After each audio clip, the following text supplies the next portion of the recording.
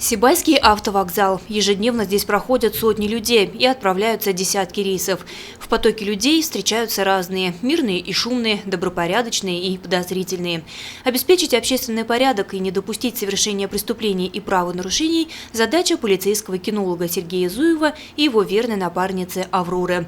Немецкой овчарке осенью исполнится 4 года. И она – одна из самых опытных собак в питомнике отдела МВД России по городу Сибай. Мы работаем с моей напарницей уже с 2015 года. У нас общий профиль розыск собак, розыск преступников. Мы можем обыск местности делать на отыскание запахового следа, на отыскание вещей. Допустим, преступник потерял или бежит, сумку украл, вещи выбрасывает из сумки, кошелек, допустим, ищет. Мы можем найти эти вещи.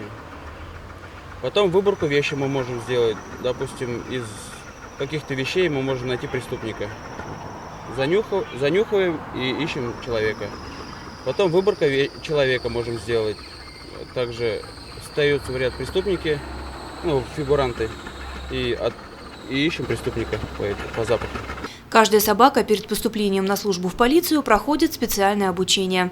За плечами Авроры и ее хозяина, старшего сержанта Зуева, учеба в школе по подготовке специалистов-кинологов Министерства внутренних дел Российской Федерации в Ляхово и 40-дневное повышение квалификации в зональном центре кинологической службы в Уфе.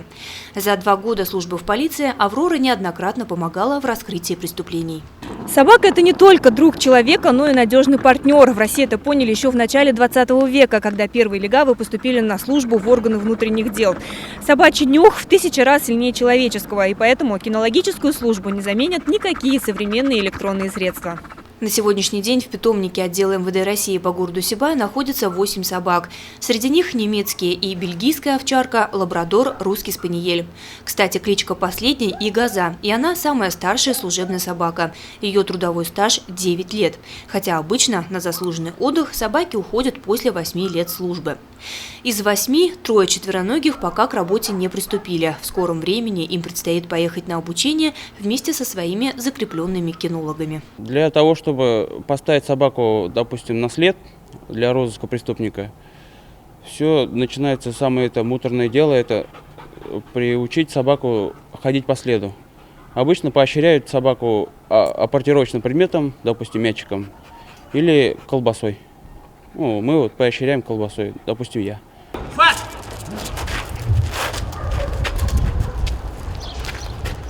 Помощник, стой! Стой! Сидеть! У каждой собаки свой профиль. Это розыск людей и предметов, обнаружение взрывчатых и наркотических веществ. Тренировки для своих воспитанников кинологи проводят ежедневно. Это помогает всегда находиться в тонусе и быть готовыми в любой момент выехать на место происшествия. Лиана Кириллова, Радмир Исенгулов, Любовь Карпова для службы новостей.